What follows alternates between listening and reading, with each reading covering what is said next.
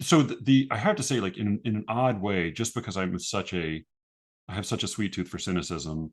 Mhm. One of the most, it felt like actually accidentally perceptive, but there was or accidentally revealing comments was, but from somebody who was shitting on you on Twitter. And then he had this follow up comment where he said, it was something along the lines of like, poets don't get canceled.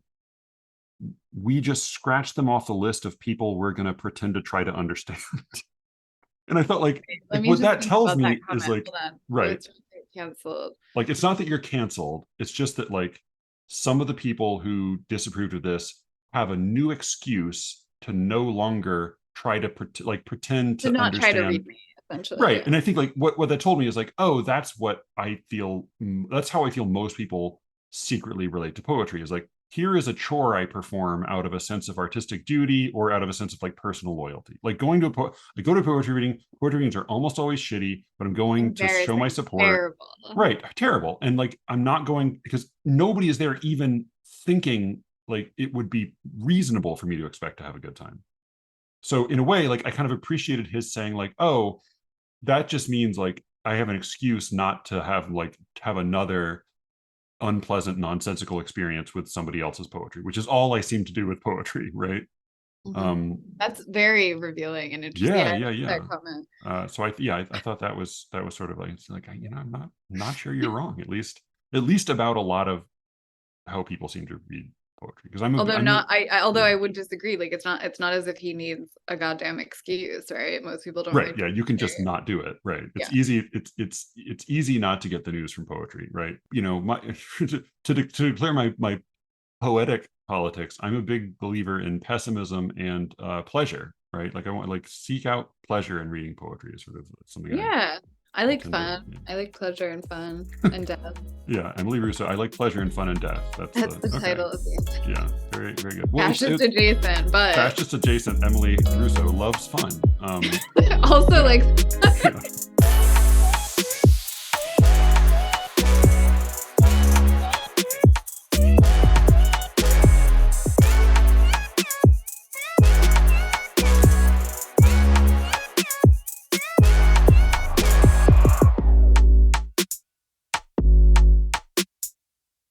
I'm Matthew Buckley Smith, and you're listening to SLEERICKETS. Thank you all for listening. And thanks especially to anyone who has recommended the show to a friend or acquaintance sometime recently. It makes a big difference in that it is the only way people hear about the show. This is a word of mouth only podcast at this point, but it's doing all right by that. You know, like for people seem to be having little conversations about it here and there. And I do, it touches my blackened heart to know that. Thanks also to everyone who subscribes to The Secret Show. If you would like to get 3 extra episodes a week along with some stickers and a couple other things, sort of, sometimes, go to sleerickets.substack.com and sign up, or just put your email in, as a few people have recently, and I'll give you a week's access for free, so you can see what the fuss is about. This week I am speaking to. I'm not. It's not this week. I spoke. So this is a conversation with Emily Russo. Her name is Emily, as it happens, and not Emmalea or Amelia. I spoke with her shortly before I went on vacation, and I told her it'd be a little bit before the podcast came out.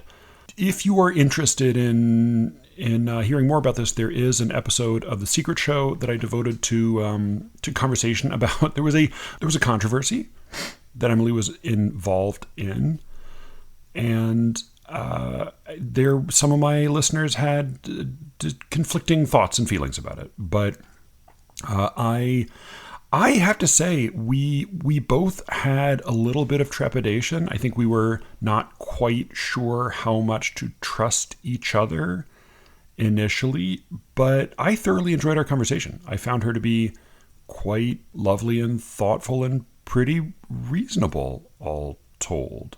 So I hope you will enjoy this conversation. As I said, I had a lovely time talking to her.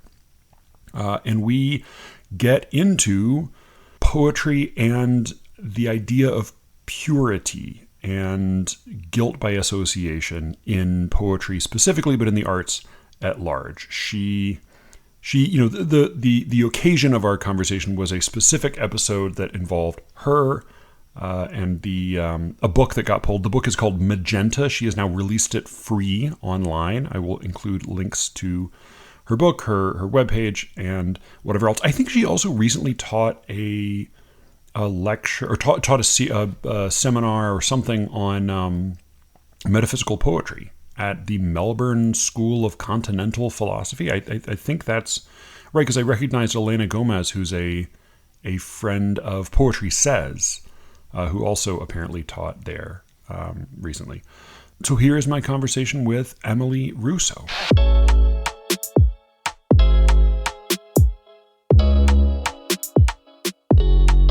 What happened? What are we talking about? What's from scratch, assuming that, some people don't know anything. Okay. What happened? I had a book, my fourth book of poetry scheduled, slated, whatever, to come out with a press.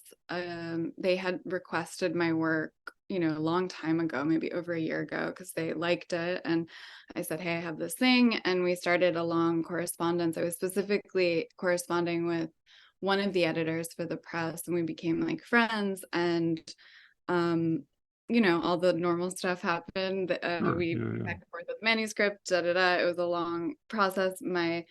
I did a lot of the design work it was just a lot of work, and I was very excited about it. And then we got it up for sale on the website, or they got it up for sale on the website. And then I got an email from the other editor, someone I had not ever spoken to, actually, because I'd only been communicating with the other one. This is someone at the same press, though. At the same press, Okay. yeah. Right. And I actually thought, based on the subject line of the email, which was something like a conversation or a question, I'm not sure. I was like, oh, okay, he wants to get to know me. This is nice. Yeah. And it was not that kind of email, but it was a kind of long disquisition about what he called, I guess, my associations. He was concerned someone had brought to his attention that I had been writing for, or I had written like maybe 2 articles at that point for this magazine that he found to be problematic or whatever, and that I had talked on a podcast with people that he was disturbed by, whose political views he was disturbed by, etc. And he wanted an explanation. He wanted to try to understand. And this was interesting to me because it felt like it was like a rather accusatory tone, in my opinion. And so I kind of wrote back. Essentially, I said, and I think I stated this in the article, but I said that I kind of politely declined to explain myself. Although I then sort of did go on to explain myself when I was going back at the email. I did kind of, and I didn't share this correspondence with anyone, of course, but I explained, I believe as an artist, as a person, whatever, I'll talk to whomever I want. And I also additionally had never tried to kind of hide my associations, funnily enough, this magazine that they took issue with because of, I'm assuming, some kind of DM or whatever, or email, it was like in my bio, along with all the other various publications I've written for, like that was on their website. So I was like, not really offering an explanation, although to me it seemed like he had already made up his mind about me. I don't know if you know that feeling when you're like, okay. I'm very familiar with that feeling. Yeah, I experience that all the time. Right. Yeah. So it seemed to me like I could only kind of, there's only so much I could do. And I didn't really feel like at that point, being my own defense attorney. So then the next morning, I think it was, or not even, like maybe a few hours later, I woke up to an email from the other editor, the one that I had been corresponding with, that said, essentially, among other things, we're no longer publishing your book. Okay. Does that kind of explain the backstory? Yeah, I think it does. It also may clarify what was definitely like the number one question everybody I spoke to had, and then I had, which is, why decline to explain yourself? And I think I have a better understanding now So this was someone you had never spoken to before who wrote you. Yeah, maybe like one little email Right. like about something or other. But yeah, I Okay. don't know this person. I still don't Okay. really. Okay. I had an experience maybe 10 years ago where a a magazine reached out to me and asked me if I'd be interested in reviewing some books, and I said, "Sure. What do you want me to review exactly?" And then they said, "Well, we'll just send you this box of 99 books, and you can figure it out." So they sent me this enormous box. I ended up reading all of them and then writing this sort of big, weird essay about all of them, sort of. And I sent it back, and a guy who I had never spoken to wrote me like mocking my assumption that they would publish this, and then saying like, well, you would need to make these radical changes and cut half the length and this, and my response was, effectively like, go fuck yourself. Like, you asked me for something, you didn't specify what you wanted, I wrote this for you. If you don't want it, fine, but like, who, like, what is this tone? What is this? So I have like, and I've spoken about this before, like, I have a very strong fuck you reflex, depending on certain kinds of provocations. And so I think I recognize that kind of impulse, if it makes sense, uh, particularly because they had solicited from you. This was not somebody you'd spoken to or had. This is not like the person with whom you had a relationship. Do you think it would have been different if that editor you'd been corresponding with had written and asked questions about this? And presumably it would have been a slightly different email. Yeah, it would have been a different vibe, as they say. Yeah. But I'm not sure. It's hard to speculate. I did in my response, I CC'd the other editor because I said, like, I essentially I don't know you. Yeah. And I wanted him to be made aware of what was going on because I also felt like it was sort of inappropriate. I felt like it was not polite. I Yeah. felt, Yeah. Yeah. the book was already for sale. I didn't ask them for like a full dossier of their associations Yeah. Yeah. Yeah. Yeah. before. I mean, before I decided to work with them. So, yeah, it did trigger kind of, I guess, fuck you impulse, as you say, but also I tried to be, I don't know, understanding in my response. I think in my email at the end, I said something to the effect of, I hope we can, like, move past this and figure this out because, Yeah. and I also said at some point, because they seem to be accusing me of very serious things, Right. based on my whatever what they called associations, which is like some weird McCarthy language. Mm. But I said in my email, even though I didn't feel like going into detail about explaining myself, I did say, for the record, I am opposed to fascism. Sure. Sure. I Sure. can't believe I had to say that, but Right. I did Right. state that. And I also said, and I also kind of encouraged them or asked them to read the pieces I had written for these places and listen to the podcast, because nothing remotely, in my opinion, controversial or maybe, or hateful or whatever they seem to be concerned about, was said or written. I stand by these things. So. Yeah, that makes sense. And to clarify, I know at least in one case there's an objection to Compact Magazine, Right. where you ended up publishing this piece on purity policing. There, and I was just trying to look up their deal. They seem to be started by two conservatives and a Marxist, but maybe since then the Marxist faction has withdrawn a little bit, or what is the deal as far as you know with them? Yeah, they were started by two conservatives and a Marxist, I think. And then the idea is like they publish people they disagree with. They want to be I think they Okay. kind of piss off both quote unquote Right, sides, as right, far as right. I understand Yeah, it. I yeah, yeah. mean, they do still publish Marxists, and they publish all kinds of people as far as I can tell.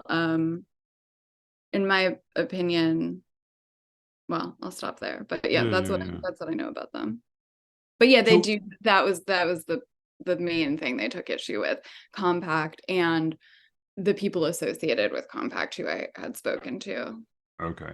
And then you were on a podcast, but then there were other people on it who had some kind of history.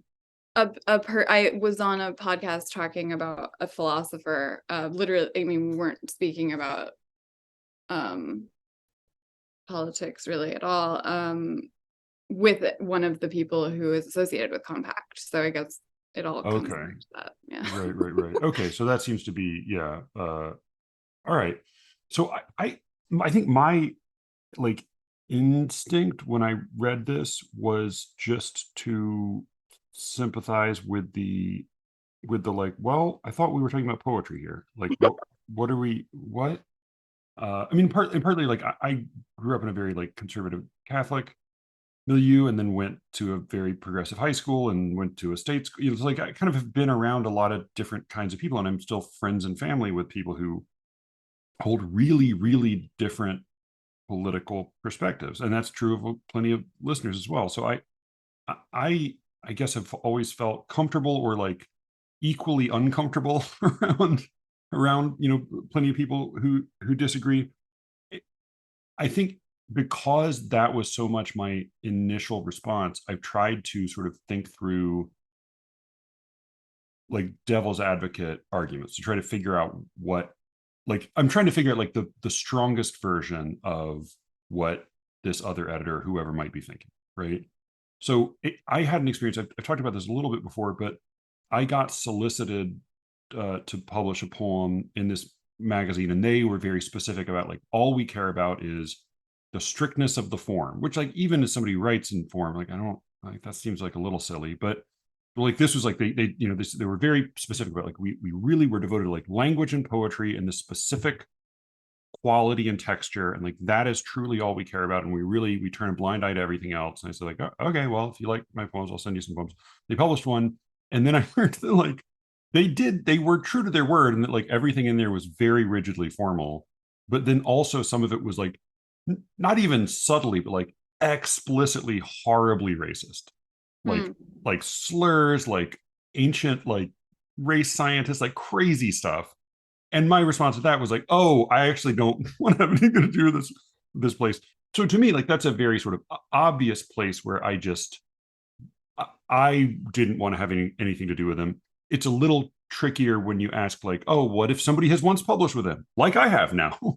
What does this mean? So I think like the question I've become interested in is one you actually ask specifically in the essay, which is how does this contamination work exactly? Like how does it spread? What counts? How many degrees count? And and what's the nature of the thing that contaminates? And I don't, and I guess like I'm curious for you, do do you have in your mind an idea of like what it would, where you would feel like where like at what point your sympathies would start to shift to like maybe it's better not to be associated with these people? Like what would that look like, do you think? Because I'm not sure what that line is for me. Yeah. And I don't know either. I mean, I guess we know it when we see it. Like, I don't know. And also I think the question would, another question would be, before we would decide that, it might be something like, well, what does it mean to be associated with someone? Like, Right. I'm on this podcast right now. Does that mean I agree with I don't Right. even, we don't really know each other. You know Yeah, what I mean? yeah. Like, so to me, and also another question would be like, well, okay, I'm an artist or poet or whatever, I it is what is the role of, what does that mean? Like, Mhm. because to my mind, I mean, we're illegible to ourselves, right? Largely. Sure. A lot of the response, I mean, I've gotten a myriad of responses since I wrote the piece, but some of the responses have been to kind of still keep pressing on this thing of like, but where do you stand? But where do you Yeah, stand? yeah. And that's interesting to me because, well, should I have to answer that question to like a stranger who drops into my DMs or comments, or Yeah. and what does that And to mean? clarify, I'm less interested in where your personal politics are than in like Yeah, how you yeah, think, like how you think about this question of yeah, and I appreciate contamination, right? that. Yeah. Because like the politics. I mean, I'm not smart enough to talk about politics. Like I can barely handle I poetry. know, I'm not even really interested in it, it's like, Yeah. No, if I may exactly. ask, like, how did you come across the piece? So it's interesting. I came across it because a friend sent it to me who strongly disagreed with you. And then I read it and I thought, well, I think I'm actually more persuaded by her argument. And interestingly, he's also a listener, and he has been, in a way, the most excited to hear our conversation. Like, and in a way that is like, because I did, some people wrote to say like, oh, well, you shouldn't talk about politics on this podcast. And said, well, I don't really plan to talk about politics. But he said like, oh, as much as I disagreed with her, I kind of don't really know any. Like, I kind of like want to hear what the actual deal is. Mhm. And I think I definitely have a much better sense of, I think, why you're, as you said, you politely declined, which like is another way of saying like, this was an extremely impolite email to begin with. And part of like the response was the response to being spoken to rudely. So I guess I am curious. You said you've had a myriad of responses, and a lot of them have been sort of probing, like, and this is, I mean, I think maybe there's a similar impulse here that a lot of us, especially broadly, loosely in the arts or on the left, feel an obligation to perform a disclaimer, at the beginning of a lot of conversations, to say, just to be clear, here's where I stand. And it seems like that's part of what people have been soliciting from you, it sounds like. So that this sort of, it's like they can know how to proceed with the conversation because you've declared your allegiances sort of personally. And that it's okay to talk to me if I say the right thing. I mean, it's a Right, bit of, right. in my mind, it's anathema to real human relation and the preservation of Yeah. actual difference, which is what I've always been interested in. And actually, weirdly, is what I've written a lot about. Like, I've written a lot of essays and reviews for places that people might approve of or disapprove of. I'm not sure, but I've, a lot of it revolves around these questions of like, the ungraspable or groupthink, even cancellation. I've written about like the kind of weird violence of the crowd in the Halloween movies, or like the Pam and Tommy TV show and what happened to them. And like, I think it's interesting. So it's been interesting, this happening to me and like kind of getting a little taste of it firsthand. What do you think because a claim I have heard, and I never know how to think about it, is that, because this is not, to be clear, like, this is not a case of you, like, somebody coming forward and saying publicly Emilia Russo is, and I'm sorry, is it Amelia? Emily. Emily? Oh, it's Emily. Yeah. Oh man, I was so wrong. Okay.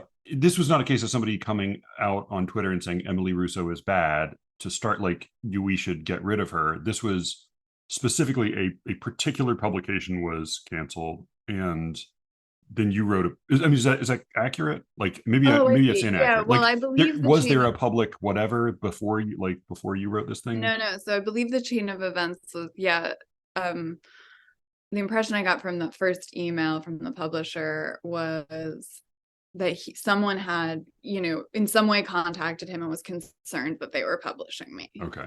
Yeah. And so he then responded by questioning me on these various problematic, quote unquote, places of people. And then, after they said we're not going to publish it, I was sort of stunned, and I was left, and I didn't think that they were going to like cancel me publicly or whatever, say shit on Twitter. But I thought to myself, well, this is a problem, like, what does this mean? That and it was kind of interesting to me, and and disturbing. And so I thought to myself, well, I feel like I kind of wouldn't really be able to live with myself if I just like went quietly and was a good, like person, like, because I feel like part of what was happening was this, like, they wanted me essentially to like apologize. It felt very familiar, like this sort of like feeling of I didn't repent properly, and I was, and so I didn't want to just be silent and say nothing, because I did think that essentially their move was to take the publication down, refund people's pre-order money, and just not say anything. And so I wanted to explain it in a way that wasn't super inflammatory and that didn't like name names, to make it about a larger issue. And that was my kind of impetus for writing the article. It was also a bit of a purging, because I felt pissed off, and I wanted to kind of in some way channel it into something that hopefully transcended the pettiness of it. But at the same time, I understand that it was a bit of a fuck you move to publish it in confidence. Of course. Yeah, I mean, of course. Yeah. But then, and then, sorry, to finish answering the question, please. they then released I believe it was after my piece was published, they released a kind of statement about me on their various channels that I felt was actually, it doesn't matter how I feel about it, but they released an intense statement about me. Okay.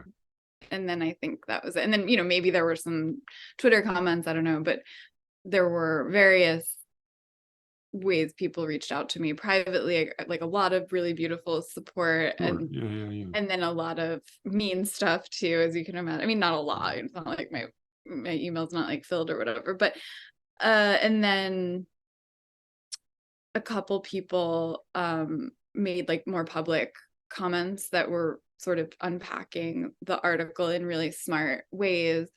And then I had some like maybe a couple weird attacks, but Yeah. that was the extent of it. No, I mean, I think that, like, I think a question I always ask when I hear like, oh, this was the wrong choice, is like, I always wonder, like, okay, so what's the right choice then? And so, like, a criticism I've heard is, announcing that you've had something canceled, or you've had something, you've had sort of purity politics wielded against you, is a way to gain notoriety. I mean, I am curious, like, what the net effect is, and it seems like it's been a mixed bag, maybe. Uh, but then, Yeah, very like, still out. so, but then, like, my question is, because part of what you're responding to is like a personal injury, right? Like, this is how I would feel, at least. I mean, in fact, I had a similar experience, though it was like, what do they say? Like, never attribute to malice what can be explained by incompetence. And like, in my case, it was definitely incompetence, not malice. I had a book accepted for publication. I was asked to supply all these materials. I got blurbs. I got, art. I figured out editing. I got sort of all of this paperwork together, met all the deadlines, and then the press just sort of quietly folded without ever telling me. That was not as much. There was not as much of like a personal blow, but it really angered me. And part of me wanted to say, like, I would love to, kick them in the stomach. I mean, unfortunately, there's sort of no stomach left to kick. But like, I wonder if the argument can be that, like, public, and you did in your article, if I remember, you named your book, but you did not name the publisher. Is that accurate? Right. Mm-hmm. Yeah. So this was not, I mean, and granted, like, people can Google and it's probably not that hard to figure out, but that is a choice. I wonder what hypothetically the more virtuous gesture would have been. And I think what your publisher would have you do is either apologize or say nothing, right? That's what they would have liked. Yeah, And it's hard to speculate, but probably. yeah, so yeah, I mean, like, one listener who's like, I felt thoughtful and I disagreed, but I also thought, I was uncertain about some things. He said, free speech matters a lot to me, and I dislike attempts to remove conservative or otherwise unpopular voices from the public conversation. Then he goes on, he says, maybe it's harsh or unfair to suggest that Russo may be trying to drum up popularity by overselling her story, but the fact is that she's now more well known for a canceled book contract than she was for her poetry. The thing that bugs me is not that she holds unacceptable perspectives or associates with people who do.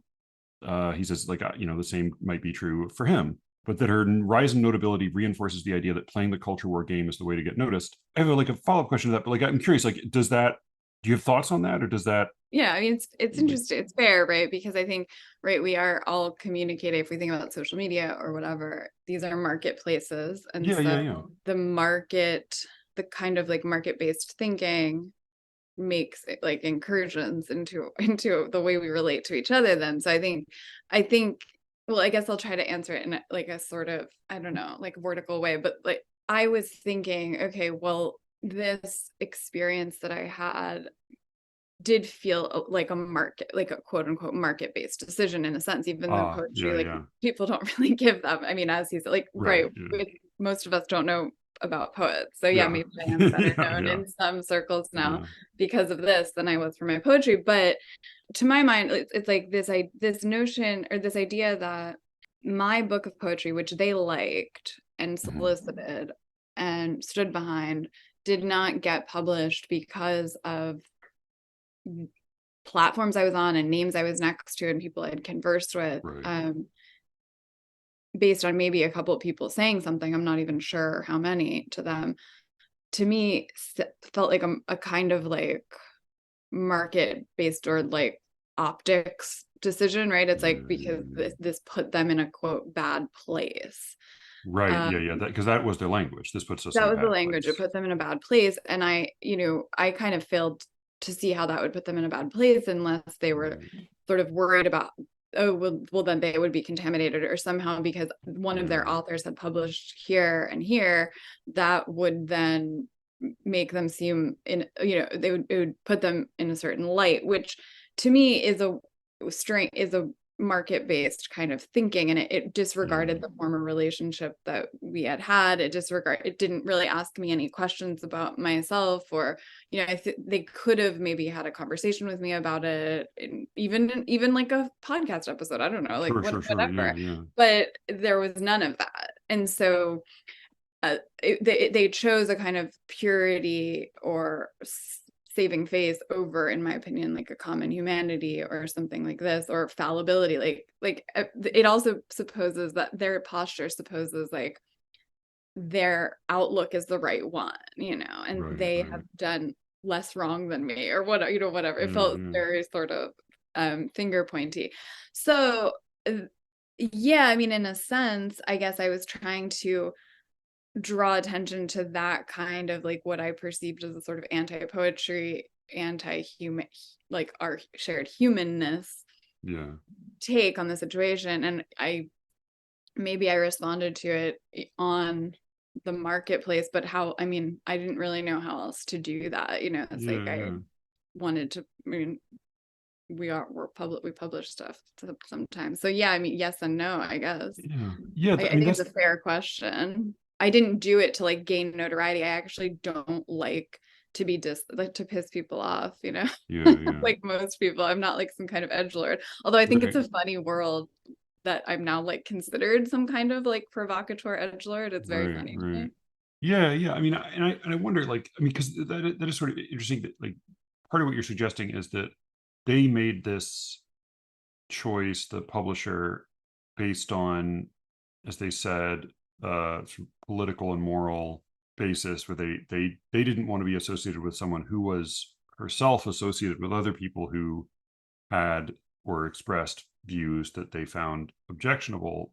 But it sounds like part of what you're suggesting is that may simply not be true, that they may have been making a choice based on their expectation of how the crowd would respond to it. Well, or how the crowd would respond to the lack of that decision if they did publish you.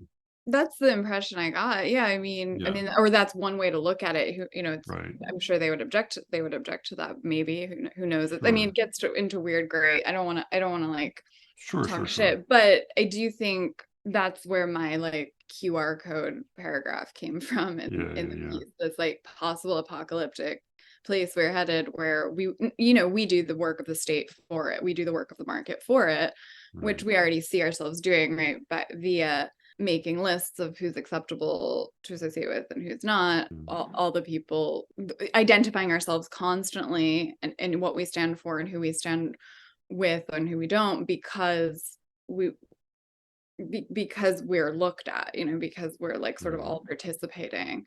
So I wanted to kind of think about that, which is something I think about a lot and have written about before in different ways, just never in relation to something that's happened to me personally.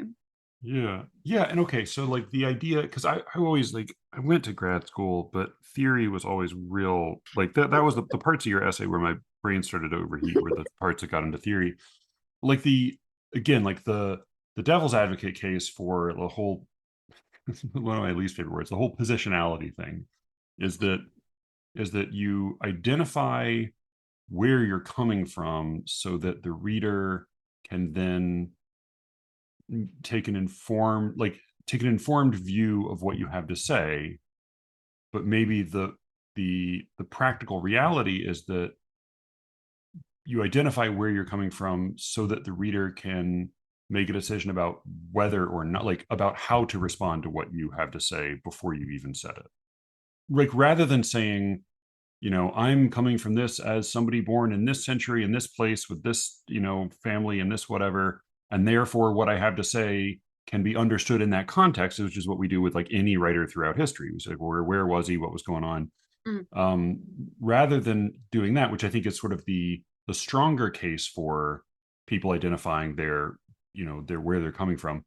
The maybe the realistic more realistic application is that we take in that initial identification, and then that tells us how to respond to any forthcoming content. Yeah, we take in that. I think I understand. Right, like and I did have to laugh a little bit. You said it isn't hard to imagine a future where everyone working in the arts willingly tattoos QR codes on their foreheads. And like, that's a little hard to imagine. Like, I don't know. Like, I'm not sure it's not hard to imagine. Like, is it like on our foreheads? Is it like maybe like Right on the forehead? like, yeah, Maybe the okay, neck. Maybe the neck. maybe, yeah, which can be scanned to reveal those with whom we've associated. So I guess what I mean is like the smart person version of this would say like, oh well, that identification tells you how better to read what that source might say. That tells you essentially how to consider the source. Whereas maybe what you're suggesting and what experience might suggest is that in fact we read that QR code in lieu of reading what is said. Yes, exactly. Yes. And also, so I think another way to think about, I guess, so-called cancel culture, cancellation, or these ways of, is as a way of reading or not reading. Yeah. And I think that's why I like kind of invoke George Bataille, because I'm interested in these figures like George Bataille and Simone Weil. I mean, at the beginning of our conversation, you kind of set up this. You said you have like lefty listeners, or you consider yourself leftist, but there are also a lot of like Christian or conservative listeners. Yeah.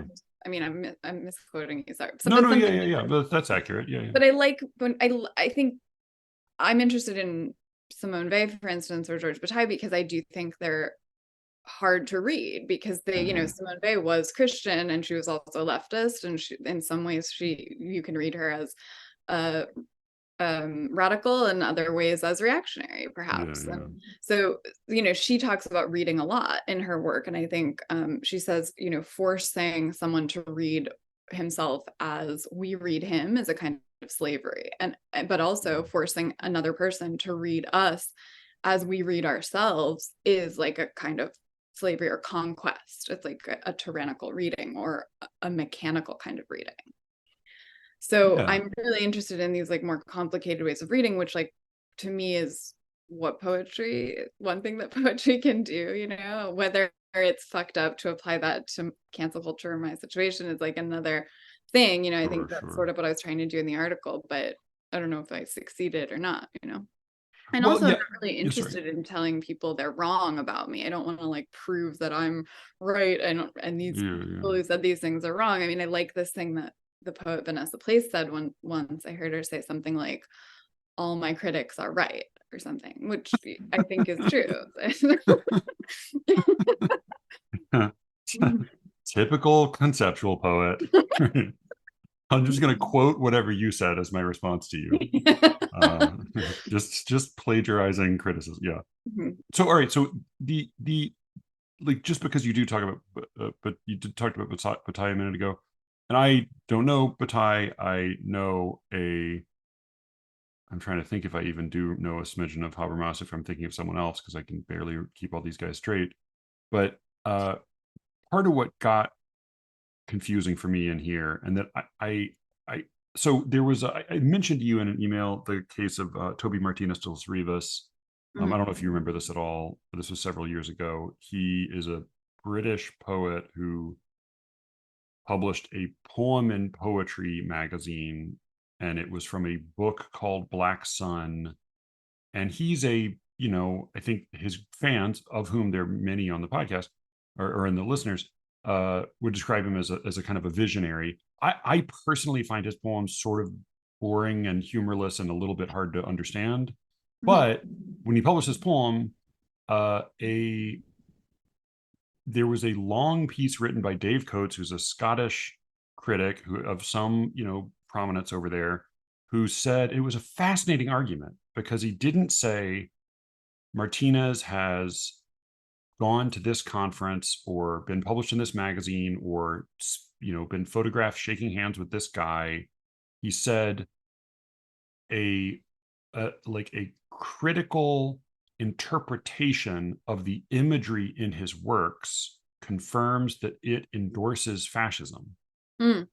And like he drummed up like a pretty strong response to Martinez. Like it actually did a lot of damage to Martinez, but it's sort of baffling because in a way, like the accusation against you is sort of like, oh, that makes like way more sense, because his was like a critical theoretical claim of fascism, and that is where like I started to get a little hazy on some of the arguments about.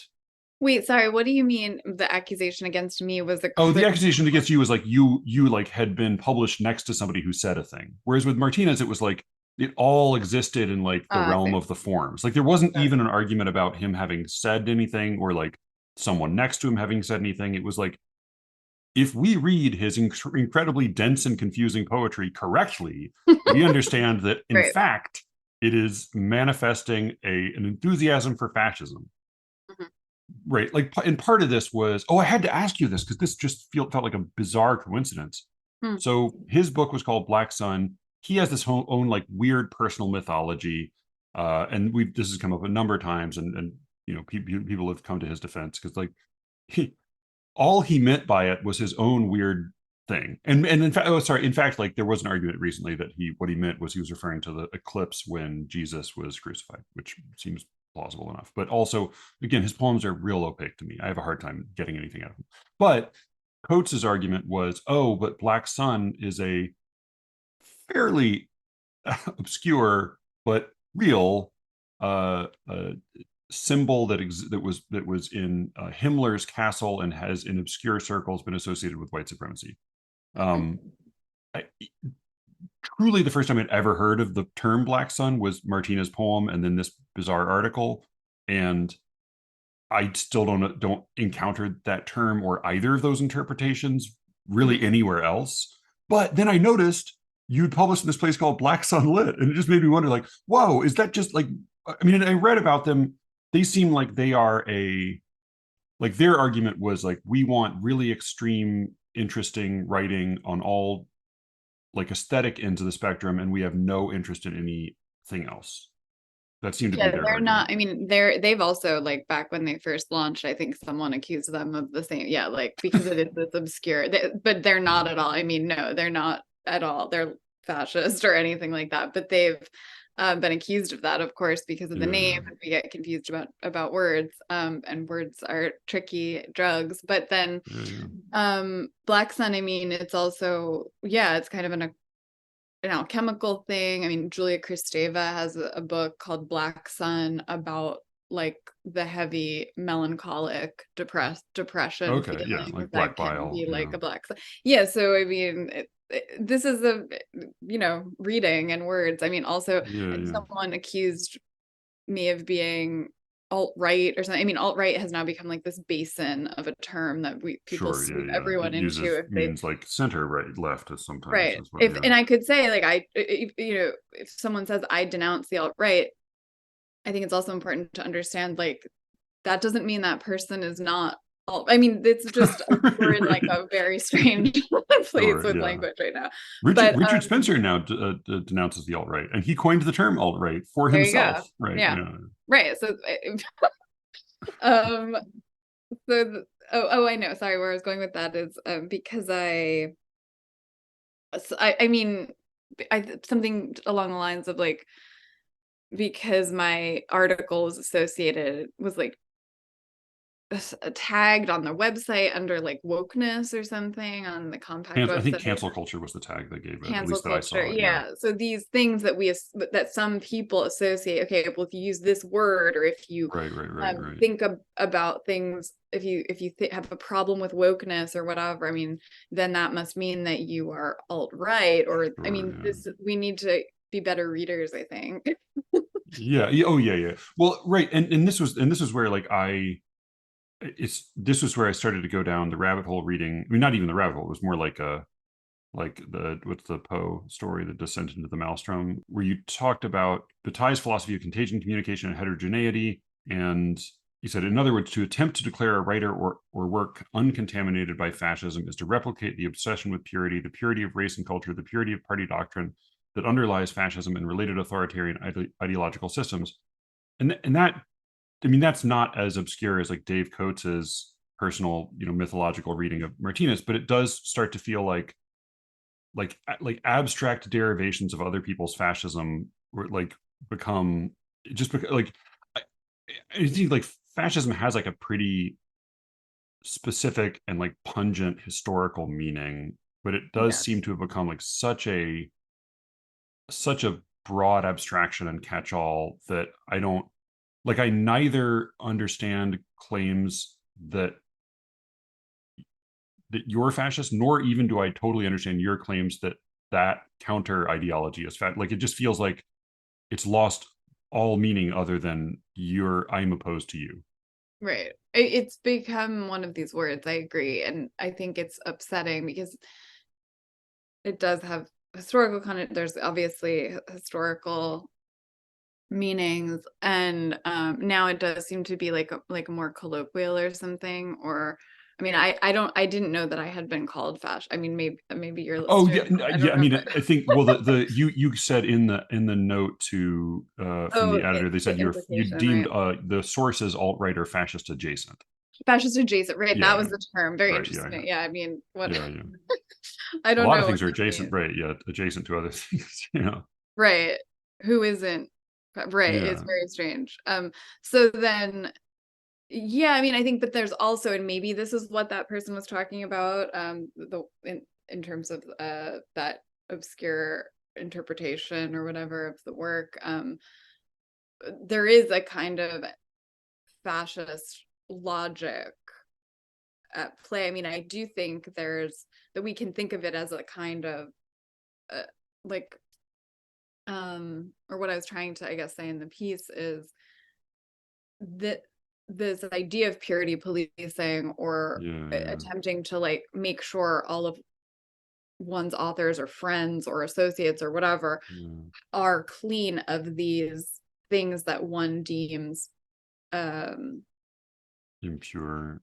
yeah, Yeah, problematic is another one of these basin words, but sure. Yeah, that is a logic that it can, I mean, I hate to use the term fascist, but it's a yeah, yeah, logic that yeah. is purity obsessed. And so I invoked Right. George Bataille because his is a philosophy of contamination. And um what he tried to do, for instance, like, not to get too like in the weeds here, Sure. but what he tried to do, for instance, with his own reading of Nietzsche was to save him from fascist appropriations, Yeah, but yeah. also save him from appropriations by the left, because he's like, let's keep his work Yeah, free yeah, of yeah, like yeah, politics. Let's just let him be a thinker of freedom. And like, yeah. but then of course it's impossible. It's an interesting impossibility because Bataille then invokes Nietzsche for his own purposes, just like I Sure, did sure. Bataille. So a work is Right. also, of course, the sum of the misreadings we Yeah, yeah, yeah. I actually just recorded the other night an episode I haven't released yet with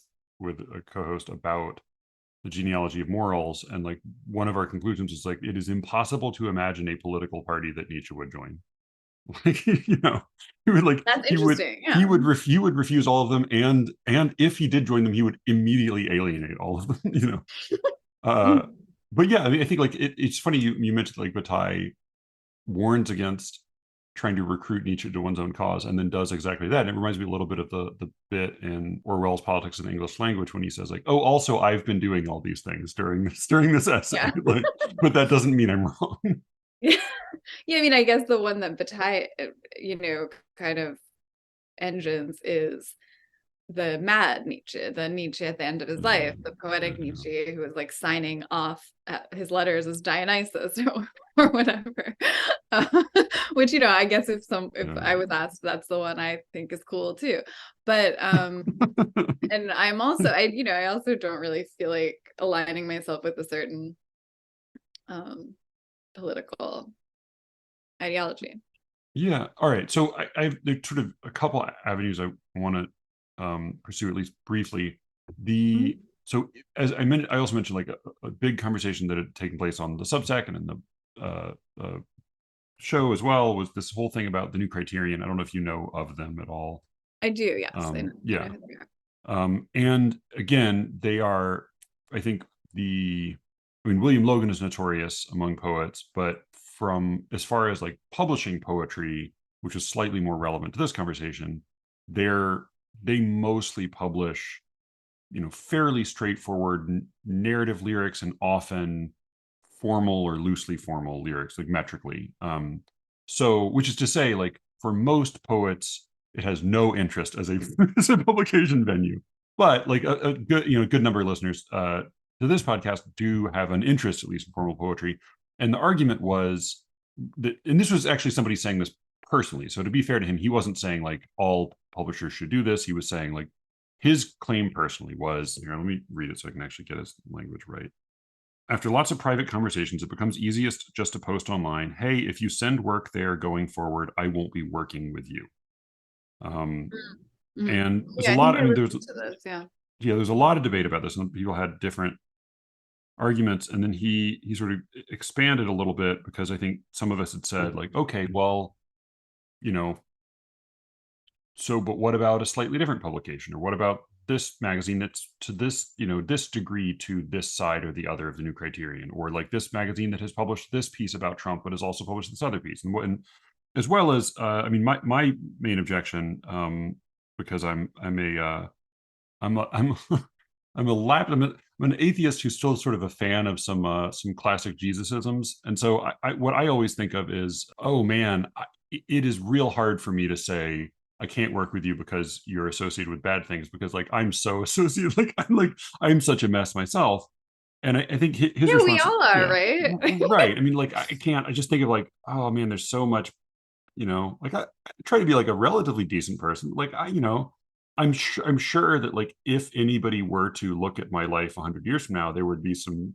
real, it would look bad, in a lot of different ways, as would many of our Well, lives. yeah, I mean, this is like part of like ethics, right? Admitting our own evil and admitting like that would be like an interesting outcome of cancel culture if everybody just started talking about all the fucked up shit they've done instead of pointing to other people.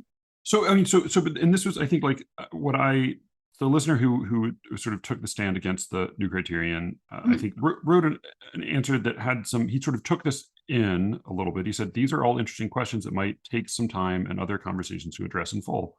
My focus was on the clear-cut bigotry of this one magazine, and he'd cited a few articles and one editor in particular who has some sort of heinous views. He says, and there's a risk of losing that focus as soon as we talk about other magazines or the wider and yes, complicated moral universe.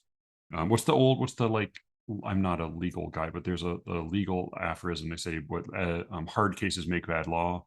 It's like sometimes it can be dangerous to say like, oh, what about in this case, Right. But he says, I get the fear of grandstanding, hypocrisy, etc. But in this case, I would just say, don't worry.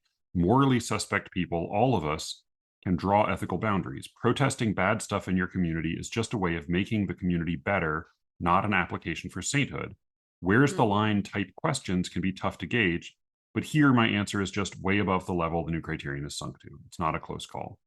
So I guess like I am pretty ambivalent about that, and I think my instinct is still to say like, well, I just want to keep having conversations with people, but like, is there an argument to make about if like some sort of personal boycott or personal stand can in some small way change the tone or the quality of a community? Like, is that a thing worth doing, even if it's not directly related to poetry? Like, is there a good case for that? Is there like a, because again, like I try to like think.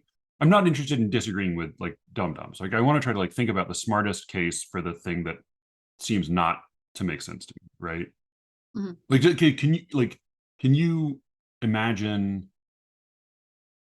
a way in which like a similar kind, whether it's a particular magazine or whether it's political or not, like, can you imagine a way in which that kind of response would make some sense?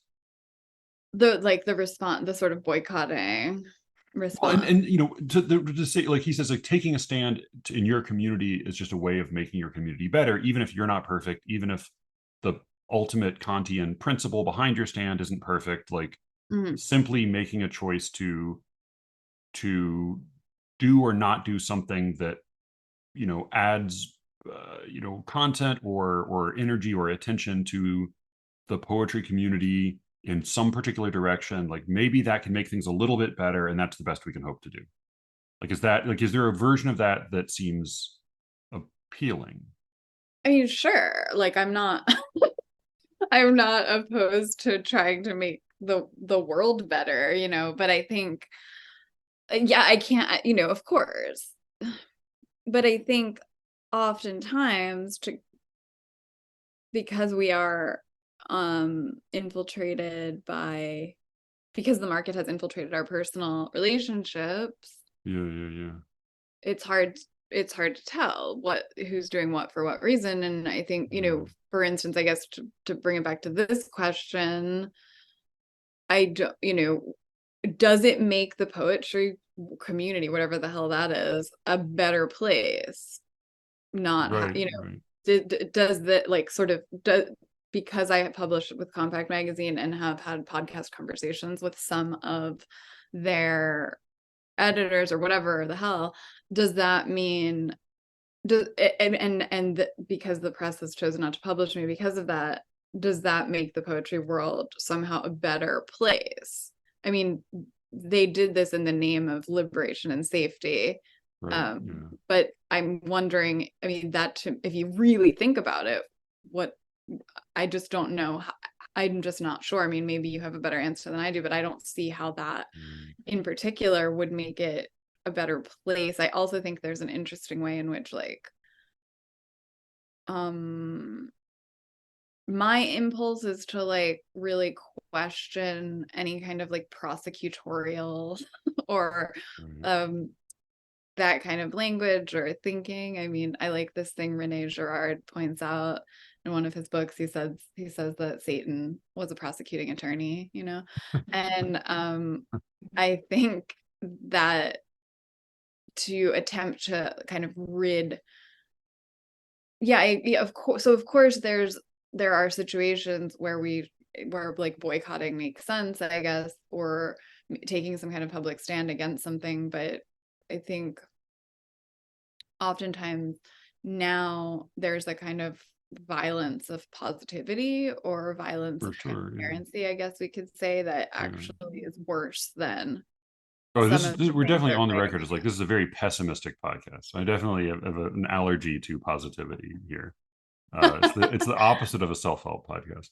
Yeah, there's that, and Byung-Chul Han is a philosopher I like, who's really into this thing he calls the violence of positivity, where it's where we're attempting to rid all negativity or violence, attempting to eschew all that, is its own violence that creates something worse than what it's trying to snuff out, if that makes sense.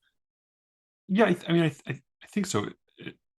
So all right, here, what is something you would boycott, do you think? Or do boycott? Very strange question. Well, no, I mean, because you said it makes some sense to boycott. And I think my instinct is to say, sure, of course it does. But then I'm trying to think okay, so why and when? What would you boycott, do you think? Or have you boycotted? I don't know. What do you mean by sort of just well, I don't know. I mean, that was I think you mentioned that it sometimes makes sense to boycott things. That's what I was just so I'm clear, condemn publicly, stop using a product, something like that. I guess I think of boycott as being abstain from buying or participating in, right? Like if you boycott Amy's because they had bad working conditions, then you don't buy any of their stuff. And other than, I don't know what you do with Amy's food other than buy it, but if you were boycotting a conference or there was a thing, and I got roped into it in a way that I have deep ambivalence about a few years ago, where a number of these these scholarship alumni from my alma mater made a whole stand about some things that were going on. It's well, we will withhold our own participation in future school related events if this doesn't happen. And my thought was yeah, but who's really asking us to what are we withholding? Because like, I don't know that Right. they really want us to come do anything. Like what? So like, it's like, I'm going to stop buying Bud Light. It's like, were you buying Bud Light? I don't know. Well, I think this is part of the reason why, these gestures are a thing, like kind of, for lack of a better word, like canceling or whatever, it's because there is a kind of maybe impotence that we feel because yeah, it becomes hard to enact real change, right, because the ways that we boycott are through our dollars, like, or yeah, withholding our dollars, and that, so it's like this, an inability to escape the market. Does that actually do anything to Amy's? I don't know, but does it make a, like, the gesture of it or the posturing of it, like, I am no longer going to be using right, straws, or I'm no longer going to be buying stuff from this place, that does it actually enact real change? We want it right. to, but there's a kind of impotence that we feel, maybe because it's like, well, this is all based on dollars Yeah. and And money. there is I think you're right that there is a difference between boycotting something simply by like not going to a particular restaurant or not buying a particular product and announcing that you're boycotting something, right?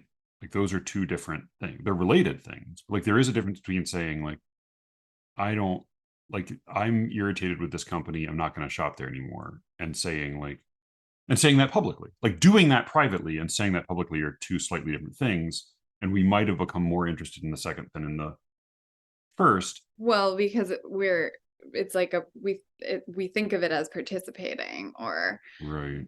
because we Raising think of like awareness. commenting or liking or reposting, we think of that as an Right. action, and maybe it is an act. I mean, that's a different question, but or what does it mean to sort of release a statement about a writer, and then to maybe like repost it or comment something Yeah. negatively about it, or comment that you're in solidarity with it or whatever. I mean, these are interesting and actually kind of complicated questions, I think. Yeah. I Yeah. might be overthinking it. No, no, but and to be fair to the listener, I think his point was basically he had been doing this privately and having Right. conversations about it, and so saying a thing publicly about it was a way to say like to avoid having to have 100 of these conversations privately.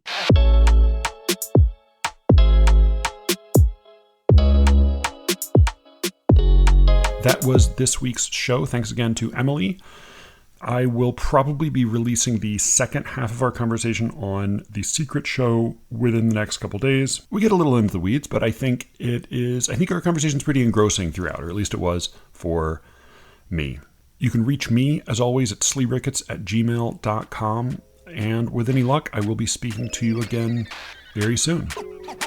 Until then.